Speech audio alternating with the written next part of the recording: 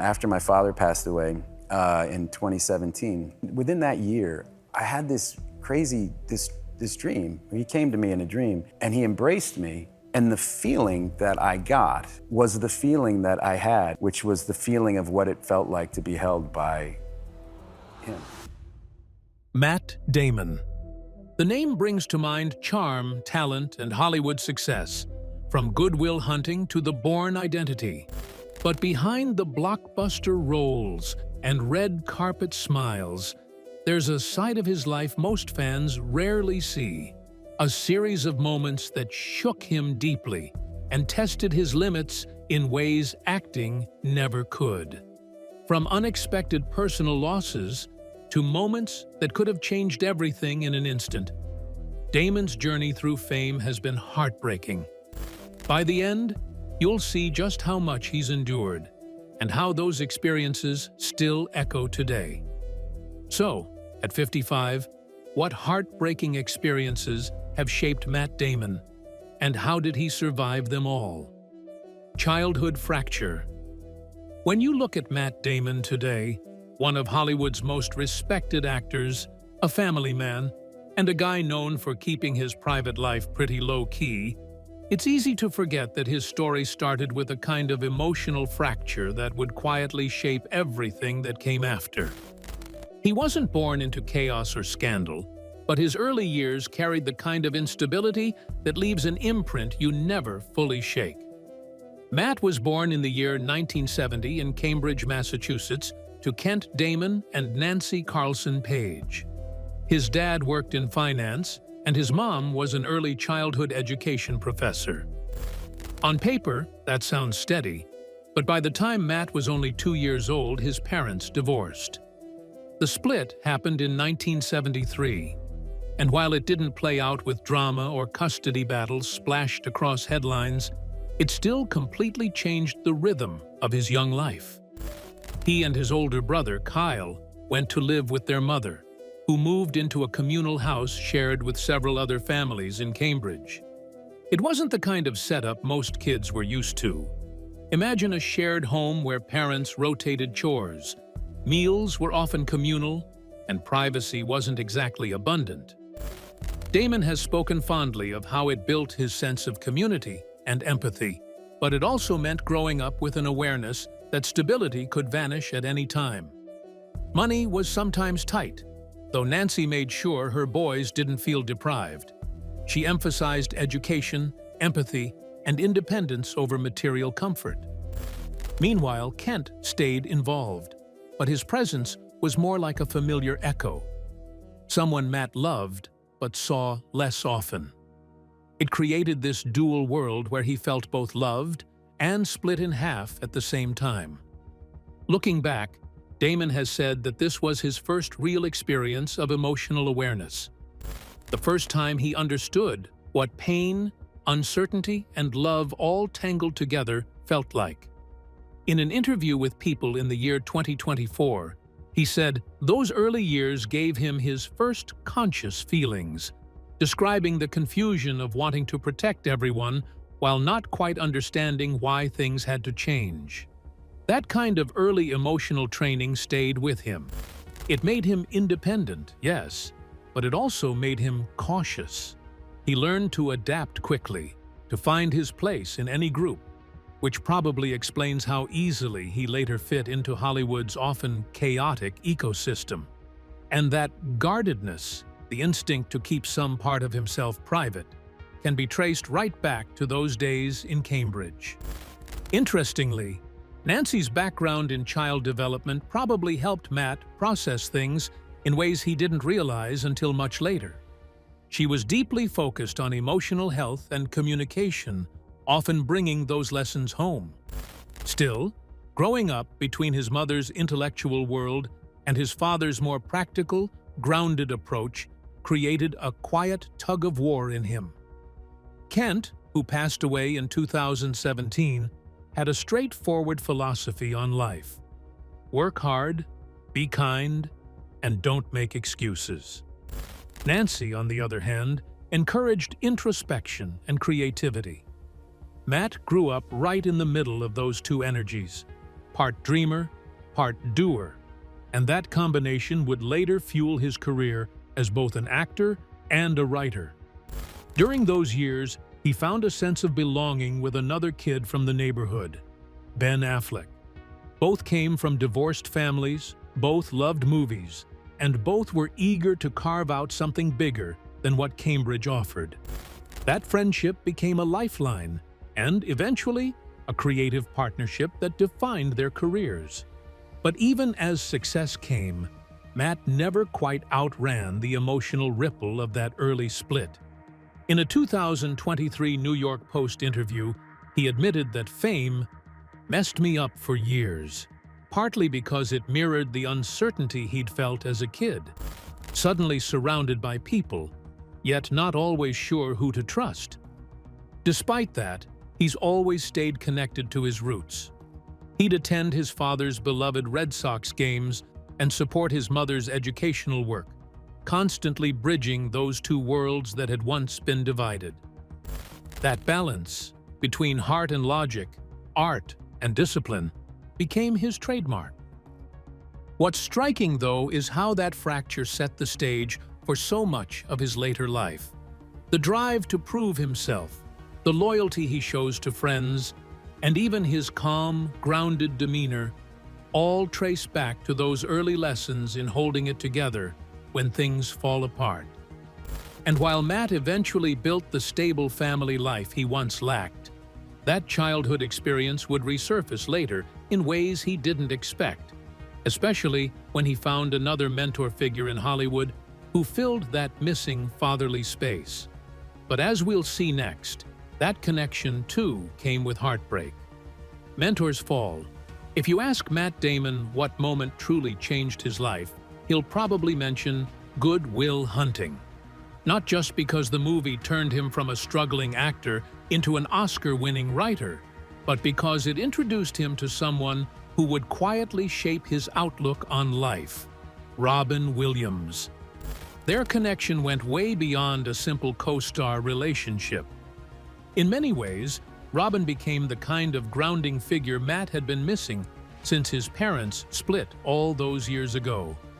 When Good Will Hunting hit theaters in the year 1997, it wasn't just a career breakthrough, it was a cultural moment. Matt was in his mid-20s, fresh-faced and full of ambition. Robin, on the other hand, was already a legend. He played Sean Maguire, the wise, slightly broken therapist who helps Matt's character, Will, find meaning beyond his anger. What most people don't realize is that many of Robin's most memorable lines in that film weren't scripted at all. That famous "It's not your fault" scene, Robin improvised it, and Matt's tears in that moment were completely real. You can almost sense that he wasn't just reacting as an actor. He was connecting as a person. Off-camera, Robin took Matt and Ben Affleck under his wing, treating them like younger brothers. He'd invite them to dinner, crack jokes to ease their nerves, and remind them to stay grounded as fame started to snowball. Matt once said in an interview that Robin made success feel less intimidating because he carried his own fame so lightly. He never made it about him, Matt recalled. He just wanted to make people feel good. But behind that energy, Robin was quietly fighting his own demons. For years, he'd battled addiction and depression, though he rarely let anyone see it. When the news broke on August 11, 2014, that Robin had taken his own life at his California home, it stopped Hollywood in its tracks. He was 63 years old. The cause, later revealed, was tied to Lewy body dementia, a degenerative disease that can trigger confusion, hallucinations, and severe depression. Matt found out while traveling and described it later as a gut punch. In a conversation with Yahoo News that same year, he said the tragedy hit especially hard because Robin had been the first to really show him how to handle fame without losing yourself. He was the guy who made sure I was okay, Matt said. He looked after us in ways I didn't even recognize until later. After Robin's passing, Matt became more vocal about mental health. He participated in charity fundraisers, quietly donated to mental health and crisis support initiatives, and often brought up Robin's name when discussing the need for compassion in Hollywood. But on a personal level, the loss left him shaken. It forced him to think about the emotional weight that fame can carry, the same kind of silent loneliness Robin had endured. There were public tributes everywhere. Ben Affleck shared an emotional video on YouTube calling Robin's influence immeasurable. Fans revisited Good Will Hunting in droves, streaming it millions of times that year. And yet, even with all the public mourning, those who knew Robin closely, like Matt, said what hurt most was realizing how much pain he'd hidden behind laughter. In a Colbert interview that resurfaced on TikTok in 2023, Matt spoke about how Robin's creativity had rewired his sense of what art could be. He said working with him was like being in the presence of pure joy, and that losing him felt like watching the light go out of a room. That experience left a mark. Matt, who was already known for keeping his private life low profile, pulled back even more after Robin's death. He focused on his family, kept his projects meaningful, and chose scripts that resonated with emotional truth. You can feel Robin's influence even in later films like Stillwater and The Martian, where Damon plays men grappling with isolation but fighting to hold on to hope. But this wasn't the last time Matt would face heartbreak. Just a few years later, he'd be forced to watch another man he deeply loved and admired, his own father, lose a battle that he couldn't win. Father's lost battle with multiple myeloma. When Matt Damon talks about his dad, there's this mix of warmth and quiet sadness in his tone that you can't miss. His father, Kent Damon, wasn't famous or flashy. He worked as a stockbroker and later as a realtor, but he played a big role in keeping Matt grounded long before the Hollywood lights ever found him. Their bond stayed strong even after Matt's parents split when he was around 10, and Kent always made time to show up, whether it was for Little League games or just to give practical advice that stuck. Kent's health had started to decline years before his passing, and by the time he was diagnosed with multiple myeloma, a rare and aggressive form of blood cancer, it became clear that the fight ahead would be long. Matt spoke about how his dad approached it with calm determination, rarely complaining, and instead focusing on small joys, like following the Red Sox or calling his sons just to talk. In December of 2017, after years of treatments and hospital visits, Kent passed away at the age of 74. Matt had skipped the premiere of Downsizing to be by his dad's side, something he later said was an easy choice. "There's nowhere else I could have been," he explained in an interview. He described how the final weeks were difficult, but also strangely peaceful, surrounded by family, just sharing time together. Hollywood Reporter noted that Damon stayed mostly offline during that period, quietly stepping back from press tours and commitments.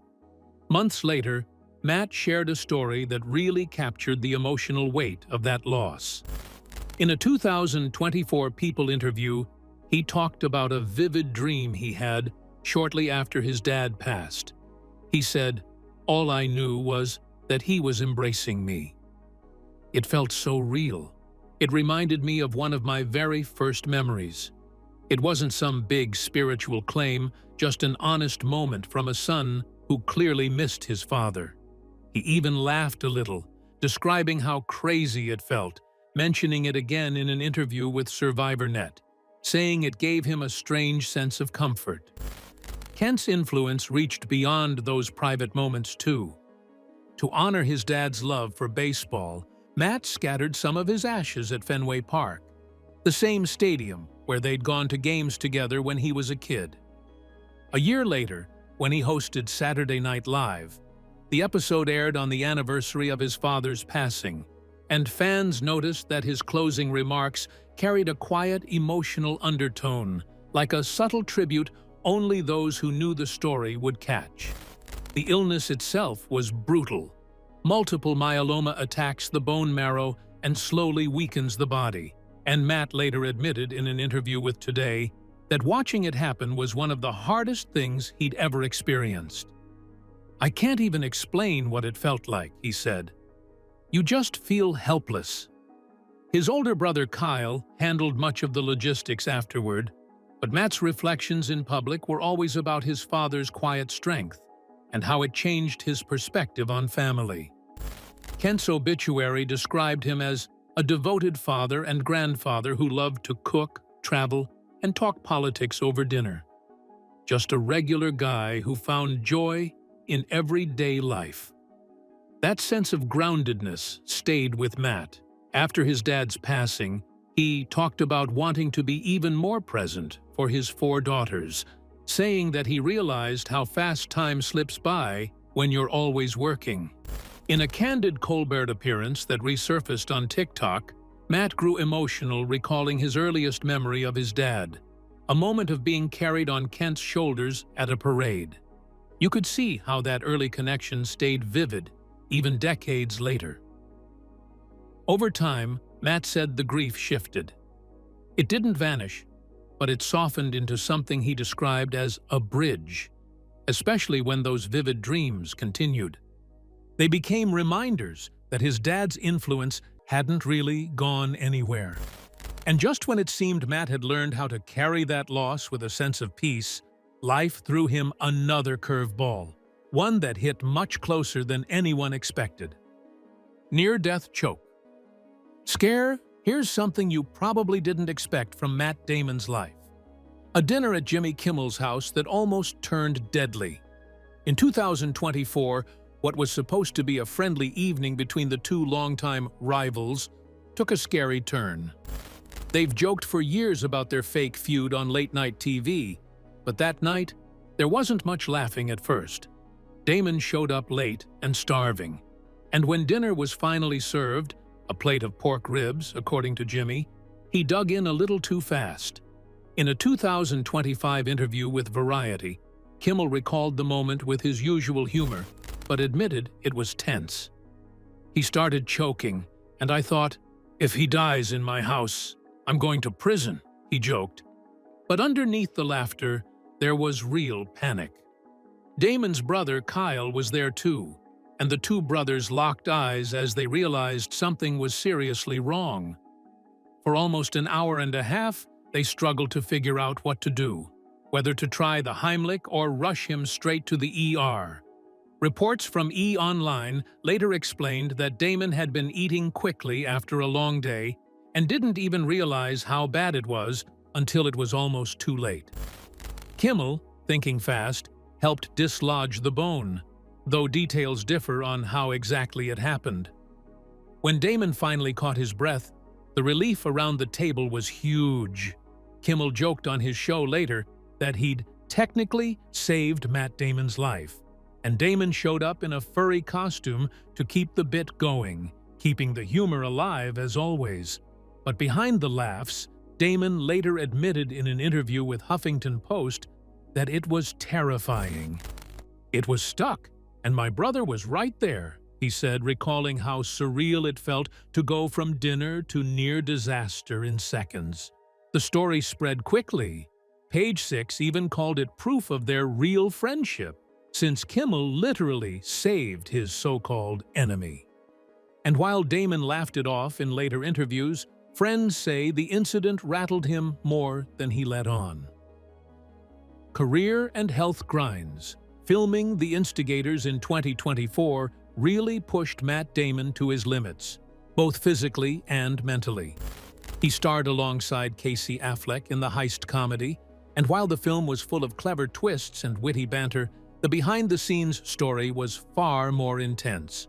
During one action sequence, Damon suffered a serious neck injury that made even simple movements painful. Affleck joked in an August 2024 Yahoo interview about teasing him for dramatic effect. But Damon was dealing with real discomfort, having to push through long shooting days while staying in character as a reluctant thief. According to Variety, the injury briefly paused production, but Damon insisted on continuing, leaning on the grit he grew up with in Boston. Therapy sessions became part of his routine, yet he still performed stunts that aggravated the pain. Fans on Reddit and Steam forums noticed, joking about his neck nearly snapping while praising his dedication, and critics on Esquire highlighted the intensity behind the car chases and action sequences, showing how much Damon committed to the role even when his body protested. But this wasn't the only challenge. The physical strain brought back earlier frustrations and insecurities. In a 2023 Variety interview, Damon admitted to hitting a low point during another film, struggling with depression and questioning the toll acting took on his mental health.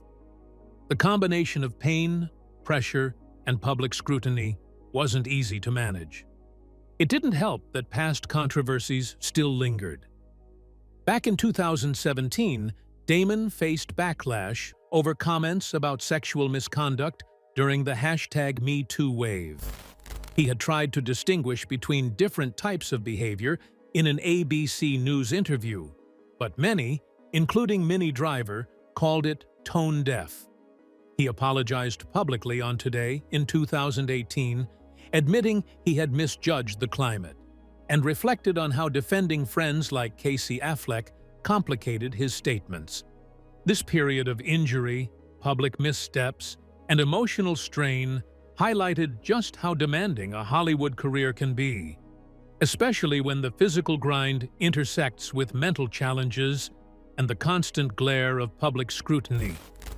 Damon's resilience showed, but it also reminded everyone that even someone with decades of experience isn't immune to pressure, mistakes, or the fragility of image in an unforgiving industry. For Matt Damon, these experiences, childhood fractures, the loss of mentors and parents, health scares, and public scrutiny, aren't just headlines. They're threads in the fabric of a life that's as human as it is extraordinary. And as fans watch his career today, it's clear that the lessons he's learned along the way about perseverance, humility, and empathy are just as compelling as any blockbuster he's starred in. Damon's story isn't neatly wrapped up, but it's real, and that's what makes it resonate far beyond the screen. What are your thoughts about Matt Damon? Share with us in the comments below. If you enjoyed this video, be sure to like and subscribe to our channel. And check out the next video that pops up on your screen. Thanks for watching.